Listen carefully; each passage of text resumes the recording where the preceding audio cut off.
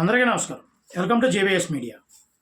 నిన్న జరిగిన ఎమ్మెల్సీ ఎలక్షన్లు గ్రాడ్యుయేట్ అంటే పట్టభద్రుల ఎమ్మెల్సీ ఎలక్షన్లో ప్రతిష్టాత్మకంగా ఎన్డీఏ కూటమి అంటే తెలుగుదేశం, జనసేన, బీజేపీ చాలా ప్రతిష్టాత్మకంగా తీసుకుంది. దీంట్లో ప్రతిపక్ష పార్టీ అయినటువంటి వైసీపీ పాల్గొనలేదు. కానీ ఇప్పుడు గెలుపు అంచనా కూటమి ఉందా, లేదంటే ఆపోజిట్లో పోటీ చేసినటువంటి పీడీఎఫ్ అభ్యర్థి ఉన్నారు. ఒకసారి మనం నిశ్చితంగా పరిశీలిద్దాం. ఎలక్షన్ ఎలా జరిగింది. చాలామంది ఏమనుకున్నారంటే ప్రతి ఒక్కరికి కూటమి చాలా బాగా పనిచేసింది, కూటమి నెగ్గేది, కంపల్సరీ నెగ్గేసే అవకాశాలు ఉన్నాయి అంటే ఎన్డీఏ కూటమి. ఇక్కడ మీకు కొంతమందికి తెలియని విషయం ఏంటంటే ప్రధానంగా రెండు కూటములు ఆంధ్రప్రదేశ్లో పోటీ పడ్డాయి పట్టభద్రుల ఎమ్మెల్సీ ఎలక్షన్లో. రెండు కూటములు ఏమున్నాయి, ఎన్డీఏ కూటమి ఒకటే కదా అనుకోవచ్చు. రెండో కూటమి పీడీఎఫ్, యూటీఎఫ్, వైసీపీ, ఈ మూడు కలిపి ఒక కూటమి కింద ఏర్పడి వైసీపీ చాప కింద నీళ్ళ పక్క నుంచి సపోర్ట్ చేస్తూ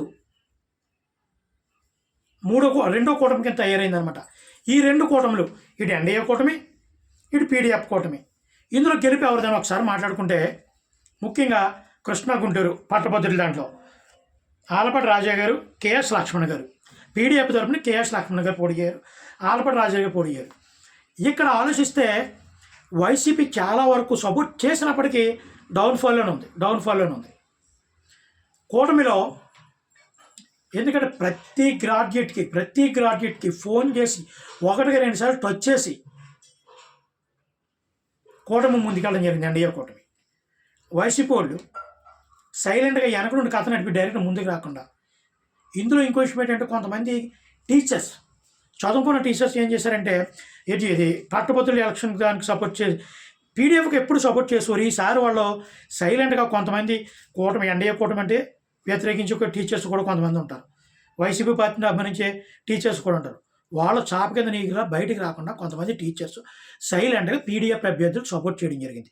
రెండు పట్టభద్రుల ఎమ్మెల్సీ ఎలక్షన్లో కూడా ఇటు తూర్పు పశ్చిమ ఉమ్మడి ఎమ్మెల్సీ దానికి కానీ కృష్ణా గుంటూరుకి కానీ కొంతమంది టీచర్స్ సైలెంట్గా పీడీఎఫ్ అభ్యర్థికి సపోర్ట్ చేయడం జరిగింది.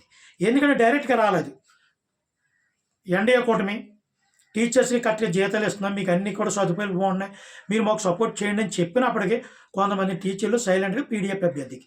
ఇక్కడే ఒక చిన్న తిరకాసు ఉంది. కృష్ణా గుంటూరులో అయితే జెన్యున్గా కొంతమంది టీచర్స్ ఎన్డీఏ కూటమి కోటేశారు. ఆలపాటి రాజు గారు కంపల్సరీ నెగ్గే అవకాశాలు స్పష్టంగా ఉన్నాయి.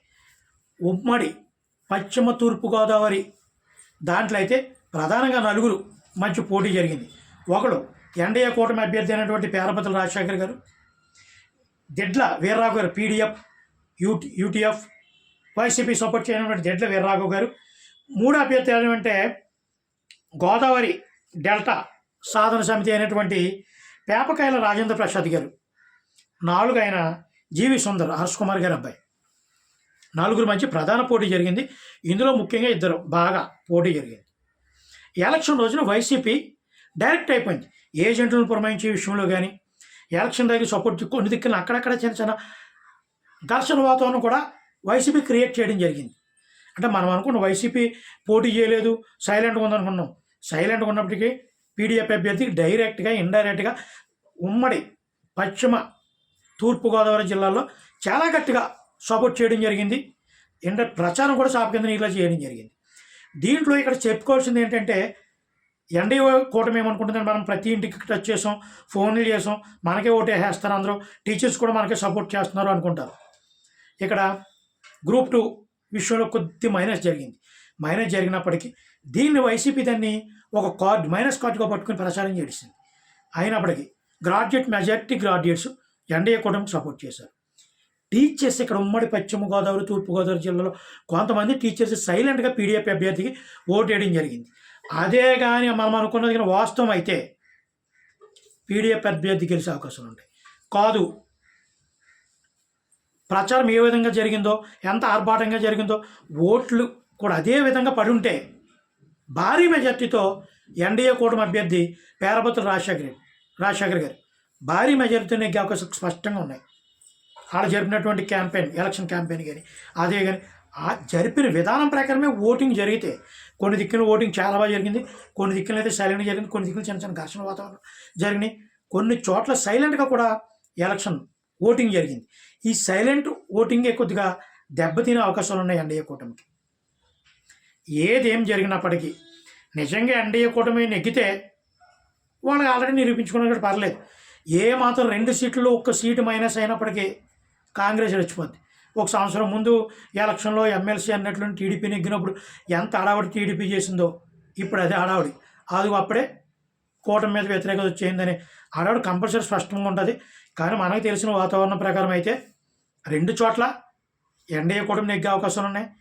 కానీ ఇక్కడ సైలెంట్ ఓటింగు తూర్పు పశ్చిమలో సైలెంట్ ఓటింగ్ కానీ జరిగి పక్కాగా వీళ్ళు అనుకున్నట్టుగా జరిగి ఎన్డీఏ కూటమికి దెబ్బ అయితే మాత్రం కొద్దిగా దెబ్బతినే అవకాశాలు ఉంటాయి.